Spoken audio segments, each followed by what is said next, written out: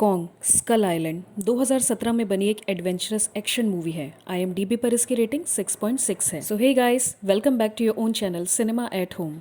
कहानी शुरू होती है 1942 के वर्ल्ड वॉर से, जहां दो अलग अलग देशों के सोल्जर पैराशूट से एक अजीबोगरीब आइलैंड पर उतरते हैं। एक दूसरे को देखकर वो मारने के लिए दौड़ते हैं, पर ये क्या, तभी उन्हें दिखाई देता है एक विशालकाय मॉन्स्टर। वो समझ नहीं पाते कि उन्होंने क्या देख लिया। इन दोनों के साथ क्या हुआ, ये मूवी खत्म होने के कुछ देर पहले ही बताया जाता है। अब अगले सीन में दिखाते हैं, जो कि 30 साल बाद यानी 1973 का दौर है। मोनाक ऑर्गेनाइजेशन में काम कर रहे बिल और हॉस्टन US गवर्नमेंट के पास जाते हैं ताकि अपने नए प्रोजेक्ट का अप्रूवल ले सके। दरअसल बिल का मानना था कि उसने स्कल आइलैंड नाम की एक जगह रिसर्च से ढूंढ निकाली जहां बहुत बड़े बड़े मॉन्स्टर रहते हैं जो पृथ्वी के लिए खतरा है। बिल का कहना था इस आइलैंड के बारे में अभी तक किसी को किसी भी तरह की कोई जानकारी नहीं यानी ये जगह नक्शे में है ही US गवर्नमेंट उसकी बात नहीं मानती और उसे किसी भी तरह की कोई परमिशन नहीं देती। तभी बिल कहता है कि अगर हम वहां जा पाए तो हमें एक नए और अलग तरीके के रिसर्च का मौका मिलेगा जो दुनिया में अभी तक कोई भी नहीं कर पाया है। आखिरकार US गवर्नमेंट बिल की बात मानते हुए उन्हें ऐसा करने की परमिशन दे देती है। बिल को मिलिट्री फोर्स भी चाहिए होती है, US गवर्नमेंट उसकी परमिशन भी बिल को दे देती है। बिल की टीम में अब सोल्जर की स्पेशल फोर्स है जिसका कमांड पैकर्ड कर रहे हैं, और साथ ही साथ बिल अपनी टीम में एक गाइड जेम्स और एक फोटोग्राफर मेसन को भी शामिल कर लेता है। स्कल आइलैंड जाने से पहले उन सबको इस प्रोजेक्ट की ब्रीफिंग दी जाती है, जिसमें हर किसी को अपने अपने काम के बारे में समझाया जाता है और ये भी बताया जाता है कि उस आइलैंड तक पहुंचने के लिए हमें समुद्र के इस किनारे तक पहुंचकर चॉपर की हेल्प से वहां जाना होगा। काम थोड़ा मुश्किल है पर हमें करना होगा। वो बताते हैं हमारे पास सिर्फ 3 दिन का समय है, 3 दिन बाद नॉर्थ पोल पे हमारे लिए एक शिप आएगा, तो जो इस मिशन को पूरा करके जिंदा बच पाए वो नॉर्थ पोल पर जाकर अपने घर वापस जा सकता है। ब्रीफिंग खत्म करके सबको एक बड़े से शिप पर भेजा जाता है। शिप स्कल आइलैंड की ओर चल पड़ता है, पर समुद्र के उस छोर तक पहुंचने के बाद वहां चॉपर के जरिए आगे का रास्ता तय करना था, जो कि बहुत ही मुश्किल था क्योंकि वहां बहुत तेज तूफान, बिजली, आंधी चल रही थी। पर फिर भी जैसे तैसे करके चॉपर के जरिए उस तूफानी रास्ते को क्रॉस करके वो उस खूबसूरत आइलैंड पर पहुंच जाते हैं। अब यहाँ पहुंचकर वो इंस्ट्रक्शन के अकॉर्डिंग अपना काम शुरू कर देते हैं। वो बहुत सारे बॉम्ब नीचे गहराई में गिराना शुरू कर देते हैं। चारों तरफ बहुत ही जोरदार धमाके होने लगते हैं और अचानक उन सबको अपने सामने दिखता है एक बहुत ही भयानक और विशालकाय मॉन्स्टर जो होता है कॉन्ग।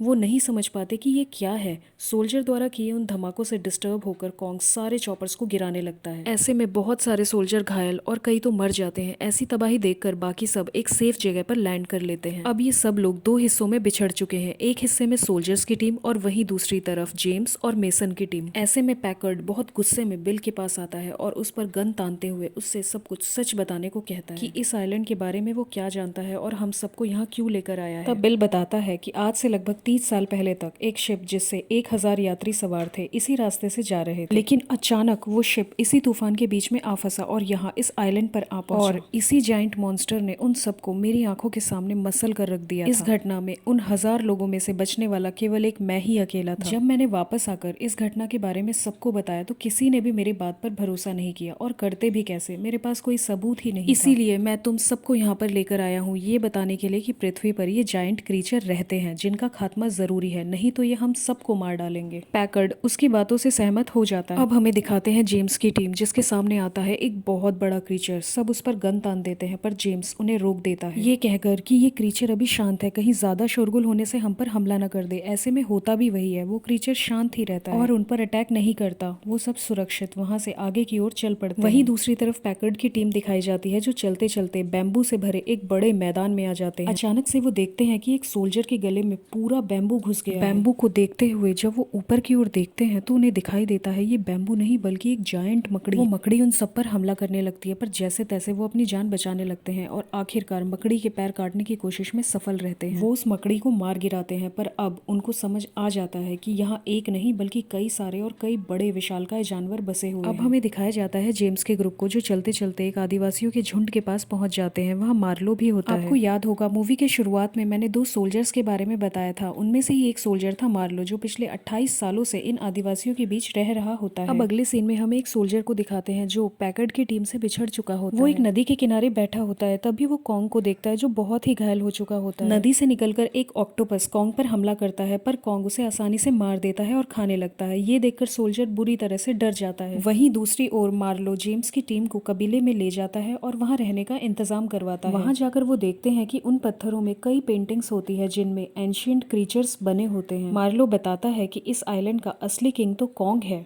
वो हमें बाकी खतरनाक क्रीचर से बचाता है, उसी की वजह से आज हम सब जिंदा हैं। लेकिन एक और खतरनाक क्रीचर है जो देखने में छिपकली जैसी है, उसने कॉन्ग की पूरी फैमिली को खत्म कर दिया है। वो बहुत ही खतरनाक है। जेम्स मार्लो को बताता है कि हमें नॉर्थ पोल की तरफ जाना होगा क्योंकि वहाँ हमें ले जाने के लिए एक शिप आने वाला है। अब मार्लो कहता है कि वहाँ तक हम इस बोट से जाएंगे। 28 साल रहते हुए मार्लो ने अपने टूटे चॉपर की हेल्प से वो बोट बनाई। मेसन इन सब की फोटोग्राफी कर रही होती है, तभी वो देखती है कि उनका क्रैश हुआ चॉपर एक बड़े से बुल के ऊपर गिरा हुआ है। वो बुल वहाँ से निकल नहीं पा रहा है। बिना कुछ सोचते हुए मेसन उसकी हेल्प करने के लिए चॉपर को हटाने लगती है। तभी वहाँ कॉन्ग आ जाता है और एक झटके से चॉपर को उठाकर फेंक देता है। फिर कॉन्ग और मेसन एक दूसरे को देखने लगते हैं, पर मेसन को बिना कुछ नुकसान पहुंचाए कॉन्ग वहां से चला जाता है। अगले सीन में हमें उस बिछड़े हुए सोल्जर को दिखाते हैं जो एक पेड़ पर बैठा होता है। दरअसल वो एक पेड़ नहीं होता, वो एक क्रीचर होता है जो उस पर अटैक करता है। वो सोल्जर अपनी जान बचाने के लिए फायरिंग करने लगता है, तभी वो क्रीचर वापस अंदर समा जाता है। लेकिन तभी अचानक पीछे से वो छिपकली यानी स्कल क्रॉलर उस सोल्जर को अटैक करके उसे मार देती है। वहीं दूसरी तरफ मार्लो की बोट पर सवार होकर सब नॉर्थ पोल की तरफ निकल पड़ते हैं और इसी बीच उनका कॉन्टैक्ट पैकर्ड की टीम से हो जाता है। अब मार्लो की टीम अपनी बोट को साइड में लगाती है, तभी अचानक से उड़ने वाला एक जीव उनके साथी को उड़ा ले जाता है और उसके शरीर के टुकड़े टुकड़े कर देता है। अब मार्लो की टीम पैकर्ड की टीम से मिल जाती है। सब आपस में एक दूसरे को देखकर बहुत खुश हो जाते हैं। सब डिसाइड करते हैं नॉर्थ पोल की तरफ जाने के लिए, पर तभी पैकर्ड कहता है कि उसे अपने एक और जवान को ढूंढना है, उसे लिए बिना वो वहां से वापस नहीं जाएगा। वो वेस्ट में जाने के लिए कहता है। मार्लो उसे वेस्ट में जाने से मना करता है क्योंकि वहाँ वो खतरनाक क्रीचर स्कल क्रॉलर है। मजबूरी में सबको उसके साथ वेस्ट की ओर जाना पड़ता है। अब सब वो पहुंचते हैं एक बहुत ही बड़े खुले मैदान की ओर, जहाँ चारों तरफ इंसानों और जानवरों के स्कल पड़े होते हैं। अचानक वो देखते हैं कई सारे स्कल क्रॉलर उनकी तरफ आगे बढ़ते हैं और उन पर अटैक करना शुरू कर देते हैं। कई सोल्जर्स को वो मार डालते हैं। सब लोग छुप कर बैठ जाते हैं। तभी एक स्कल क्रॉलर एक स्कल को उगलता है। जेम्स उस स्कल के साथ एक पेंडेंट को देख लेता है, जिससे उसे पता चल जाता है कि वो सोल्जर जिसकी तलाश में हम इधर आए हैं वो मर चुका है। इन सबको लगता है कि स्कल क्रॉलर जा चुके हैं और ये सभी उठकर वहां से जाने लगते हैं। तभी स्कल क्रॉलर इन सब पर अटैक करना शुरू कर देते हैं। अब ये लोग अपनी फायर गन से उस पर अटैक करना शुरू कर देते हैं, पर स्कल क्रॉलर ज्यादा संख्या में होने की वजह से आसानी से खत्म नहीं होते। अब ये स्कल क्रॉलर इन लोगों को मारने ही वाले होते हैं कि मेसन वहाँ की फ्यूल भरी मिट्टी पर अपना लाइटर फेंक देती है और एक जोरदार धमाके के साथ स्कल क्रॉलर खत्म हो जाती है। सब लोग वहाँ से निकल पड़ते हैं। अब जेम्स मरने वाले सोल्जर के बारे में पैकर्ड को बताता है और वहाँ से निकलने को कहता है, लेकिन पैकर्ड अभी भी वहाँ से नहीं जाना चाहता। दरअसल पैकर्ड का इरादा तो केवल और केवल कॉन्ग को मारने का था, लेकिन सब उसे समझाते हैं कि कॉन्ग की वजह से ही धरती के नीचे रहने वाले ये सारे क्रीचर्स हम तक नहीं पहुंच पा रहे हैं। अगर कॉन्ग नहीं रहेगा तो ये सब धरती पर आ जाएंगे, जिससे हम इंसानों का अस्तित्व खत्म हो जाएगा। पैकर्ड किसी की भी बात नहीं मानता। अब यहाँ पूरी टीम दोबारा दो ग्रुप में हो जाती है। जेम्स कहता है कि हम बाकी सब आपका बोट की तरफ जाकर वेट करेंगे।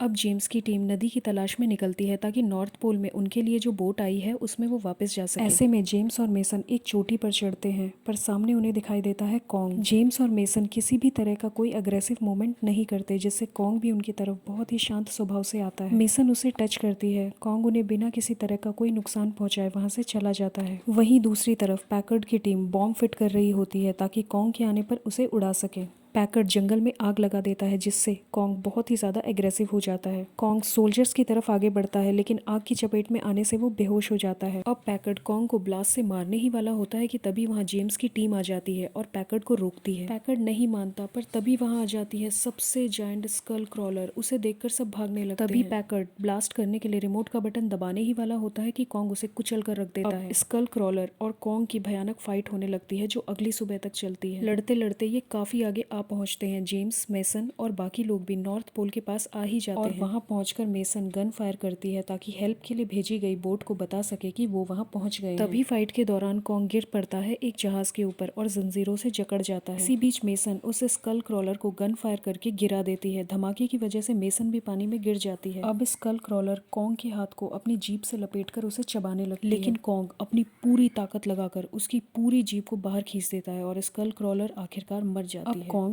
मेसन को पानी से निकालकर एक सेफ जगह पर पहुंचा देता है और वहां से चला जाता है। अब सब लोग बोट पर बैठकर जाने लगते हैं। मूवी के आखिरी में हमें मार्लो को दिखाया जाता है, जो 30 साल बाद अपने परिवार से मिलकर बहुत ही ज्यादा खुश होता है। इसी के साथ ये मूवी यहीं खत्म हो जाती है। तो मिलते हैं अब आपसे अगली मूवी में। तब तक के लिए बाय बाय।